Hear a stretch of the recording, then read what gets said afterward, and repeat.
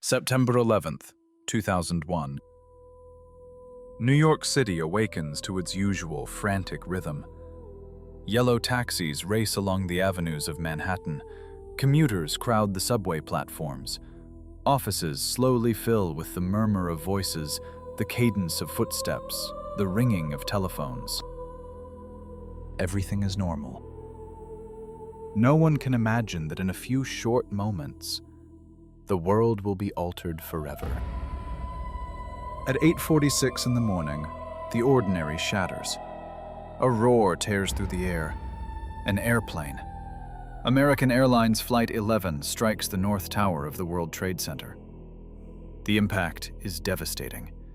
A fireball engulfs the skyscraper as shards of glass and metal rain from the sky. Black smoke begins its ascent, a dark pillar rising over the city. For a moment, there is only confusion. On the streets below, people look up, incredulous, assuming a terrible accident. Television cameras broadcast the images live, a tower in flames, the financial heart of America mortally wounded. Before screens across the nation, people cannot look away, clinging to the hope that it is all just a tragic mistake. But 17 minutes later, every illusion collapses. At 9:03, a second aircraft, United Airlines Flight 175, slams into the South Tower. The explosion is a wave of fire that seems to wash over the island of Manhattan. In that instant, the city understands. America understands. This is not an accident. It is an attack. Panic erupts in the streets. People run through the smoke and the settling dust, their eyes fixed upward, unable to process what they are seeing. Some weep, others scream. Many simply stand motionless, petrified. Within minutes, the most powerful city in the world is transformed into a landscape of fear and silence, broken only by the wail of sirens and the roar of the flames devouring the towers. As in modern history, New York is paralyzed. The cameras hold their gaze on the middles, around the globe watch these images, struggling to believe their effects. There is no fiction. Inside those buildings, thousands of men and women are trapped on the upper floors, with no way out. Many try desperately to descend stairwells choked with smoke. Others reach for their cell phones to call their families, leaving messages that will become their final goodbyes. Some, in their desperation, appear at the shattered windows, searching for air, searching for hope. And others, left with no choice, are forced to make the most terrible decision of all: a leap into the empty air. On that day, the sky was not merely a backdrop for history. It became a witness, and for some, the final, silent destination in a world that had suddenly and irrevocably lost its footing. Images that will forever be seared into the collective memory. Around them, a city scrambles to respond. Firefighters, police, first responders, all running toward the disaster, knowing they are running toward their own peril. Men and women in uniform ascend the stairwells of the towers, burdened by hundreds of pounds of equipment, while all others descend. They climb against time, against fate, driven by nothing more than duty and courage. But the nightmare is far from over. At 9:37 in the morning, a third aircraft slams into the Pentagon, the very heart of American defense. Another symbol struck, another roar that shakes the world. And as the nation struggles to grasp the scale of the attack, at 10:03, a fourth plane comes down in a field in Pennsylvania. United Airlines Flight 93. Its passengers, aware of their destiny, find the strength to rebel against their captors. That desperate act averts another target, another massacre. But in New York, time is about to stop. At 9:59, before the stunned eyes of the world, the South Tower yields. The 110-story skyscraper collapses in less than 10 seconds, unleashing a cloud of dust that devours the streets of Manhattan. A gray, dense, suffocating avalanche overwhelms everything. People, cars, buildings. The sound is indescribable, a thunder that never ends. And inside that cloud, men and women run blind, covering their faces, fighting to breathe, fighting simply to survive. The nightmare is still not over. It is 10:28 in the morning. The North Tower, the first to be hit, still stands, but flames consume its every floor. The steel gives way. The internal structures can no longer hold. Live before millions of eyes, the Titan buckles and then collapses upon itself.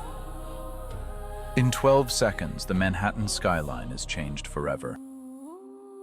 The cloud that rises is immense, taller than the surrounding buildings, denser than darkness. The dust insinuates itself everywhere, into lungs, into eyes, into the streets. Manhattan is transformed into a gray desert, as if the city had been erased, swallowed by a hurricane of ash. An abrupt silence descends. It is not a true silence. The sirens continue to wail. People scream. Rescuers shout orders. It is an internal silence. The silence of disbelief. No one can speak. No one can fully comprehend what is happening.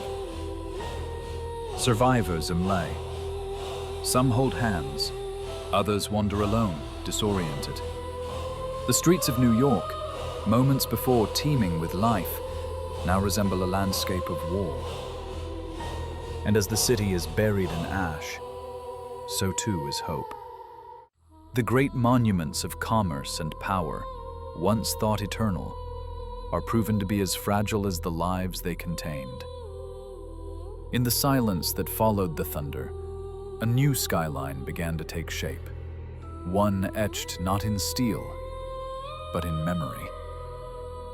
Within the ruin of the fallen towers lie thousands of people, thousands of lives extinguished in an instant.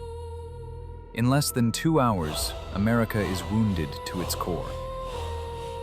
The symbol of its economic power has been erased from the skyline, its military capital struck.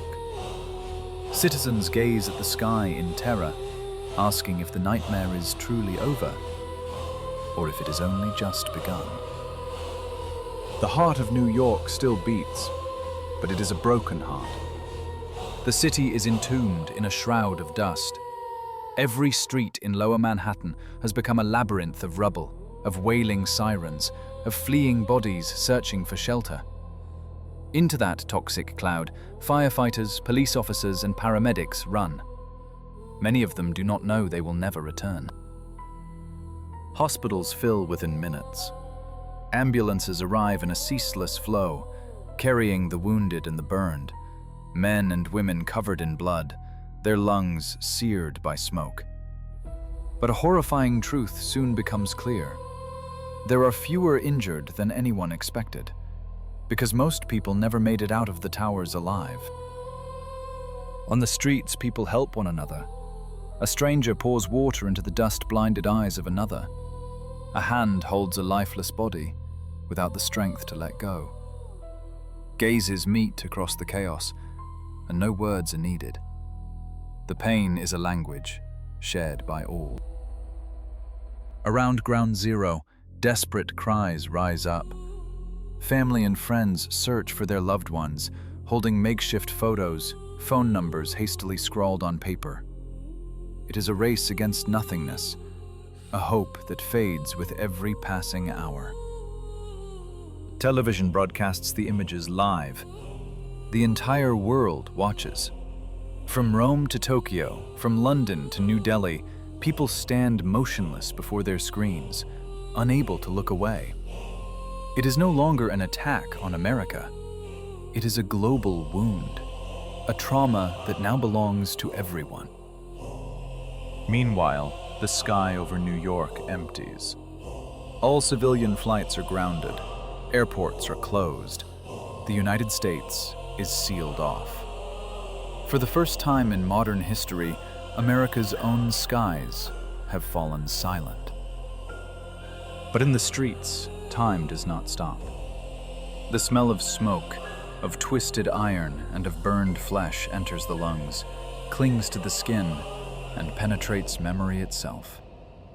Anyone who lives through this day knows they will never forget it. The pain crosses the Atlantic, the Pacific, reaching every continent. Stock exchanges close, markets tremble, governments declare a state of alert. It is clear to all that nothing will ever be the same. Fear bleeds into daily life. Airports become fortresses. Security becomes an obsession. Suspicion hardens in every glance. The United States responds with war, first in Afghanistan, then in Iraq. An era defined by terror begins. A single day had ended, but in its wake, it had fractured history, creating a before and an after, and casting the world into a new century, where the line between freedom and fear would be redrawn forever. From the void where towers once stood, from the wreckage that became the emblem of a fragile world.